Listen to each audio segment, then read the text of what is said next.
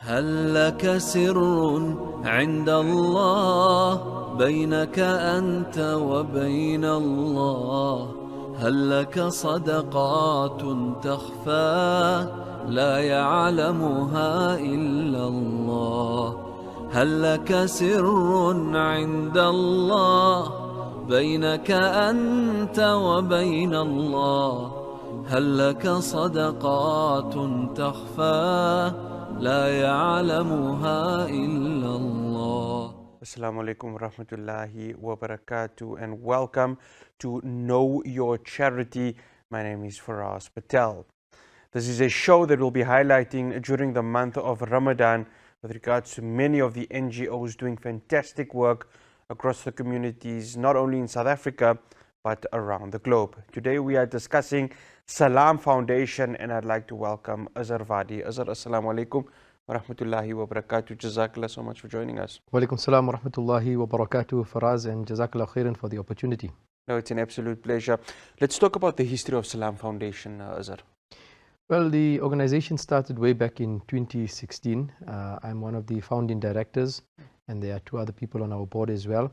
We are not affiliated to any other organization. We work independently. Alhamdulillah, we're based at the moment in Robertsham in the south of Johannesburg. We've been there all these years. And our key focus is on sustainable development, humanitarian aid, both locally and internationally, with a keen focus on agriculture, farming, and getting our hands dirty in terms of long-term development. So that's where we find ourselves in this particular space. And alhamdulillah, so far it has been a tough journey, but one that has been very satisfying for us as people involved in it directly. And we hope, inshallah, to grow into the future. We're going to touch on the farming and agriculture, because especially in a time like this where, we have all the climate changes and all of that. But let's talk about some of the first projects that Salam Foundation got themselves in. Well, initially in 2016, if people remember, there was a huge drought that was overcoming South Africa at that time. The Eastern Cape in particular was dry, the Free State, right through the summer. You drive through there and you think it's the middle of winter because of the brownness of the grass. Normally it would have been green. Many farmers were suffering, and that's where we actually started off getting an emergency water campaign going. We went down to the Eastern Cape along the Orange River. Aliwal North was one of the towns that we visited. Many of the villages along the southern borders of Lesotho, the northeastern parts of the Eastern Cape, and in those very, very rural areas is where we had our roots, and Mount Aleph, Mount Fletcher, those kinds of places, delivering water to those towns. And that's where we started out. And something that has been very close to my heart has been the Syrian refugee crisis. For years we've been assisting and helping. So when Salam Foundation began and started, that was one of the first countries or areas on the southern borders of Turkey where we participated internationally. Very soon thereafter, we had the horrendous Rohingya genocide that took place, and you saw the massacring of thousands of people by the Burmese army fleeing Myanmar and then crossing over into Bangladesh. And I think that was one of the most touching journeys that I've been on in particular. We saw and spoke to people who had been through horrific incidents of rape, of mass genocide, and people who are now living in mud, literally, it was the monsoon season, around 2017. I think it was in the months of August, September. And that was something that really pierced my heart in terms of the type of assistance that is required. And not only, from a humanitarian perspective, but also getting the voice of those people out there, making known to the world what is actually happening. Some of the other interesting places that we visited, and unfortunately for us, a lot of what we do is attached to disaster, and sometimes through natural causes, but also man-made and or man-motivated and driven. And one of those places that we visited was Chad, in the southern borders of Chad and the northern borders of the Central African Republic. In years gone by, there's been lots of fighting that has taken place inside the CAR, the Central African Republic, forcing people to flee and take refuge on the southern borders of Chad. So you land in N'Djamena, which is the capital city of Chad. It's in part of the Sahara Desert, and then travel south about 600-700 kilometers on probably one of the most horrendous roads in the world, unfortunately, through mango groves. Eventually you get into a subtropical region, and nestled in the middle of literally nowhere are these refugee camps. Refugees who have fled from the Central African Republic and now taken refuge in Chad. Completely forgotten people. Nobody knows them. Nobody cares about them. The world has completely turned a blind eye. They have no access to media. They have no, absolutely nothing. There's hardly a cell phone reception there. Forget internet or anything like that. And there we've been assisting, and we've helped people with again, boreholes, water wells, because this is a very, very vital resource. And then setting up mills so that people can mill their own food in years gone by, and then emergency aid to cater for people immediately, to give them something to eat. These are some of the places that we visited. We've also been working in Yemen. Madagascar was one of the more recent places that we visited, and then obviously in South Africa, where we've been doing quite a bit of work, alhamdulillah. Alhamdulillah. As I speak about the refugees and the crisis across the world is there for all to see, Syria being one of them. I mean, if I'm not mistaken, it's the 12th year of the war that is happening there.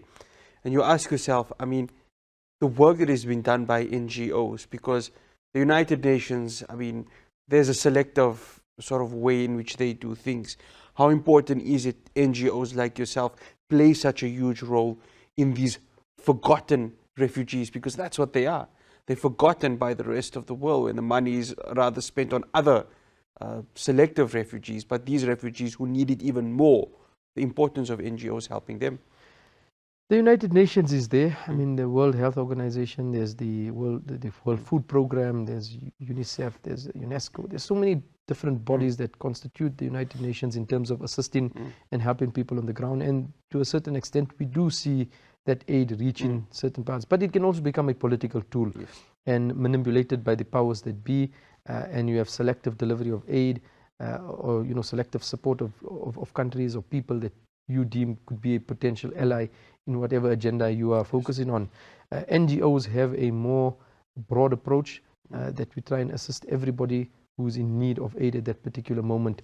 And we've seen it across the world with many different NGOs, and that's the same policy that we follow at Salam Foundation. And I think without the NGOs, you'd see human suffering on a much, much larger scale, unfortunately. Many of us reach, as I've just narrated, parts of the world that are completely forgotten, unimaginable. A normal person wouldn't just ordinarily travel there for any reason, not even tourism. There's nothing to see there at all, but that there is suffering of people. And when it comes to our ears, we'll try and make our way to the furthest corner, wherever it is, to try and help and assist. And that's the basis and the philosophy on which Salam Foundation operates. And like I said, we'll keenly look towards long-term development and assistance. One is the emergency aid that's required right now at that specific moment in time. But we've got to try and see how we can get people to stand on their own feet, to restore their dignity, to allow them to create their own income and wealth and food, and to give them that little bit of space to operate within their own paradigms. And I think that's where the unique space that we find ourselves in. Alhamdulillah. Let's come back home to farming. We've got climate change that is happening. We see a lot of the farmers, really have challenges with regards to the ever-changing conditions within our country. Just the role Salam Foundation plays with regards to assisting agriculture and the farmers across our land. Well, food security is one of the major challenges that the world is facing right now. There's hungry people everywhere, and it's unsustainable. It will lead to bigger problems, water scarcity, food scarcity. Eventually, somebody has to go and get it from somewhere, and we've got to plug that gap. And again, long term is what we're looking at. Farming is not something that you get into and you see results tomorrow. It takes years for it to eventually produce the type of results that you want. So on a small scale, in South Africa, for example, we are involved quite heavily within local communities to develop food gardens and assist them. Now, one is producing that bunch of spinach, but eventually that bunch of spinach or carrots or cabbage or whatever it is needs to get sold in order to create sustainable income for that particular community. And that's where we've identified one of the larger problems in terms of food gardens and this kind of work. So we create the market for people. We assist people in getting those gardens started up, And as they become more successful, we are prepared to buy back from them and take that food and then deliver it to another community. So that the person that's involved in that hard work, and really farming is hard work, your hands are going to get dirty. They see tangible benefit for themselves immediately from the hard work that they are putting in. It's not that we leave you there, okay, now you've got 20 bunches of spinach, but there's only one bunch you can eat. Maybe you're going to give out another few bunches, and what happens to the rest of the crop? It goes to waste, or you try and sell it and then there's no market, nobody wants to buy it. You've got to be competitive, you have to have business skills. So there's a lot of that we also mentor people with, but we like to buy back from them so that they feel empowered immediately and then deliver to the next community while we help set themselves up. And then our own little garden that we've turned into an urban garden in Robertsham. If you come past on 92 Xavier Street, just off the M1 highway, we've turned our office space into an urban garden. So we've got an aquaponics system set up where we use fish waste as part of the nutrient chain to grow plants. We've got a hydroponic system that doesn't use any soil and minimal amounts of water. And then we've got a completely organic garden around all of that, where we produce vegetables that allow us to feed almost 1,000 families a month. Some kind of vegetable nutrition comes from that garden and is delivered to different communities. And it's based in the city, an urban plot no bigger than 300-400 square meters. And this is the amount of produce that we are able to pull out during our summer months, particularly, a little bit less during the winter months. And this is what we want to encourage people towards. We have that space, we have the resources around us. We just need a little bit of motivation and energy and dedication, because we found in the agricultural space, the most important thing before the land, before the water, is a dedicated human being behind it all to keep it going. So this is where we found we've done in terms of produce. And then we've also looked at livestock and cattle farming. So for this, we obviously need bigger space and area. We've invested in farm space in the Free State province, just south of the Gauteng border. A very isolated area along the Vaal Dam, and this is where we've set up cattle stud, Brahman stud farming, as well as commercial cattle farming. And from there we harvest meat that gets then put into our feeding programs. And this is where we find ourselves in the cattle space. Mafazar, I have to stop you right over there. I mean, it was an interesting story there, and we could go on and on with regards to agriculture and farming, but we have to take a break, because after we come back, we're going to be talking about the previous Ramadan projects and what Salam Foundation is currently doing right now with regards to this blessed month. Do stay tuned. لا يعلمها إلا الله. Welcome back to Know Your Charity. My guest today is Azarwadi from Salam Foundation. Azar, let's talk about the previous Ramadan projects. I mean, when it comes to this blessed month, the rewards multiply, and it's such a beautiful month to do such good work. Let's talk about some of the work Salam Foundation has done during this month of Ramadan. Yes, undoubtedly, this is the best month to be engaged in all sorts of ibadat, especially the charity side of things. And it's wonderful to see so many people participating, even those who are not normally involved during the year. They find time and they take out time during the month of Ramadan. So this year we're focusing on 4 key regions. Number 1 being South Africa and Lesotho. So we've combined the two. Basically, here again, it's 10,000 meals per month that we target. So we work throughout the year, delivering to various communities and setting up these agricultural projects along the way in these different communities. And then we also have a maktab support program. So we've noticed in our local communities where new Muslims are coming into the fold of Islam, particularly young children, these makatib, small little madrasas, are being set up and are being run. The children come in there are hungry for food. Number 1, they haven't eaten throughout the day, and they come in and they're thirsty for knowledge. So we want to support these little maktabs and makatibs that have been set up around the country. Then we are looking at the earthquake situation in Turkey and Syria. This is a key area. People all know about what has happened and taken place. And in the recent days, we've had a number of floods, quite a bit of heavy rain in the same area, and has destroyed many of the tented areas that have been set up, or the temporary homes have been flooded. And so it's compounded disaster now, just coming out of the earthquake into floods, and it's still very, very cold out in these parts of the world. So that's another key focus area for us. The new area that we've started working in since last year has been Madagascar. People don't know the type of suffering. It's one of the poorest countries in the world, least infrastructure. You know, there are millions of people that are suffering. And down in the south of the country, there's been a severe drought that has lasted for quite a bit of time. Now we've had some cyclones that have covered there, caused a lot of damage, but I don't know if it will be enough rain to actually break the drought. And there, we're looking at agricultural equipment, pesticides, things to help the farming community re-establish itself. We have been there last year, and we intend to go back this year.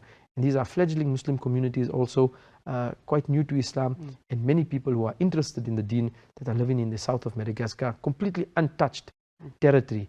In fact, sometimes when you drive through these areas, the children see you and they actually run away because they are not used to seeing people from other places, different cultures, different faces. They're actually scared of foreigners. So it's such an isolated place. And then lastly, a place very close to my heart, and an area that we have worked in last year and that we continue to work in right now and made it one of our focus areas, is Yemen. It continues to be the world's largest humanitarian crisis. We know there's the political move now to solve the problem between Saudi Arabia and Iran, and it may have some positive outcome for Yemen. And we hope that to see that a development will take place in that country, inshallah. Peace will come there once again.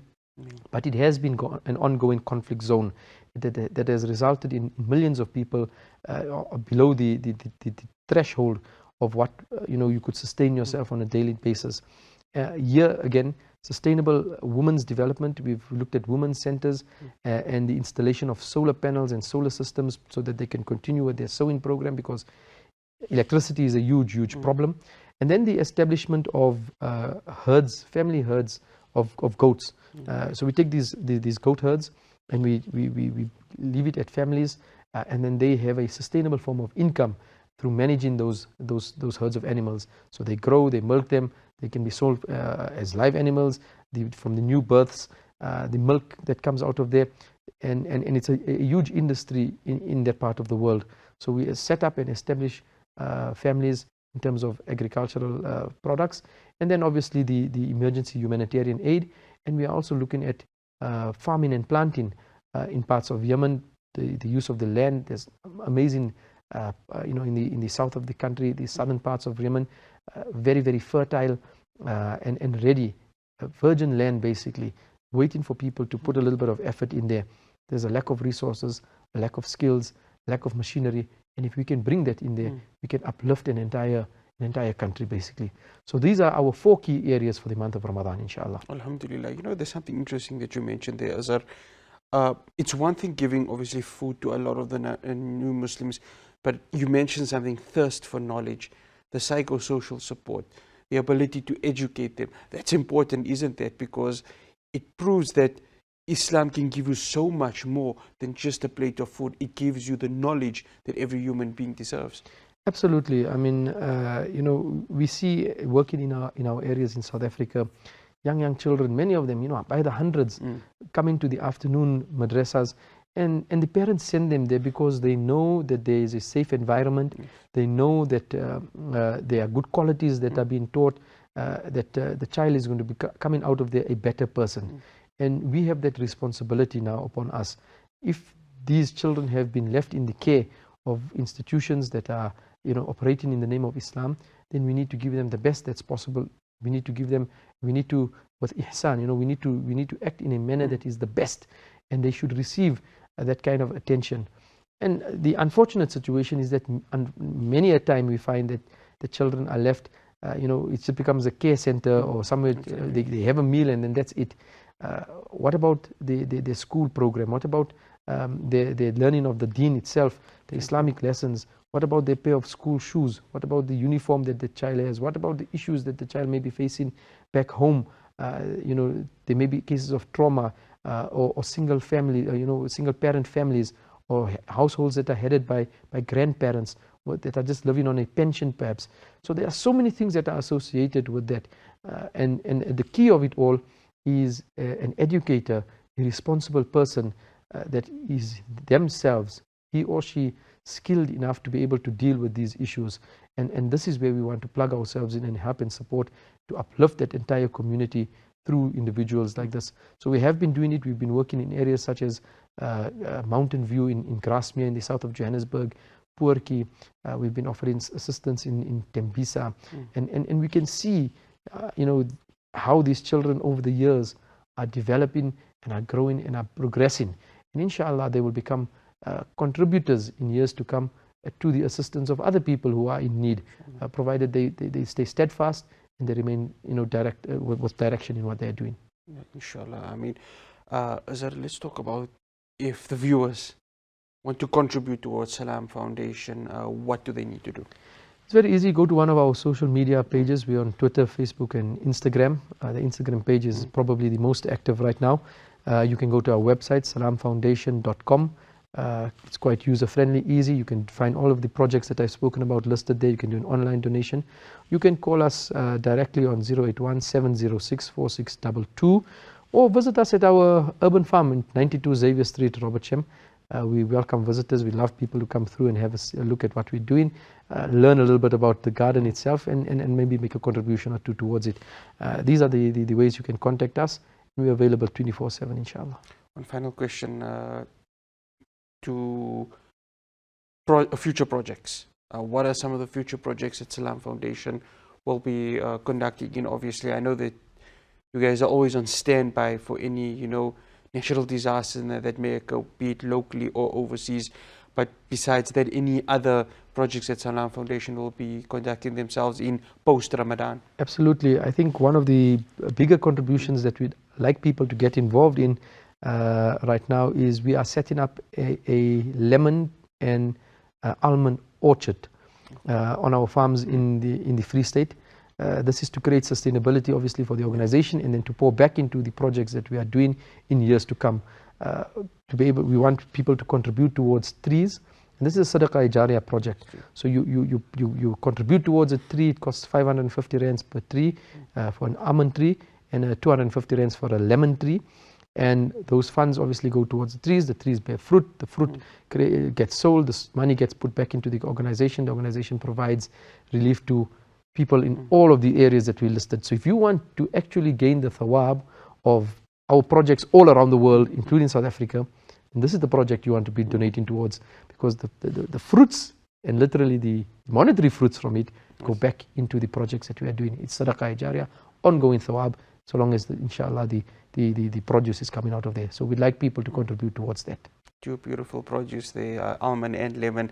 Azhar, we'd like to say Jazakallah to you for coming through to us. May Allah subhanahu wa ta'ala grant you barakah, good health to continue to do this projects over here and for the rest of your team. May Salam Foundation grow from strength to strength, inshallah. Ameen. Ameen. Jazakallah khairan once again for the opportunity. No, it's an absolute pleasure. That is Azhar Wadi from Salam Foundation. Fantastic work that they are doing, not just here in South Africa, but across the continent and also across the world. Well, that's all we have for you here on Know Your Charity. Do stay tuned to Hilaal TV for more Ramadan content. From myself, Hilaal Patel, and the rest of the team. Assalamu alaikum wa rahmatullahi wa barakatuh. هل لك سر عند الله بينك أنت وبين الله هل لك صدقات تخفى لا يعلمها إلا الله هل لك سر عند الله بينك أنت وبين الله هل لك صدقات تخفى لا يعلمها إلا الله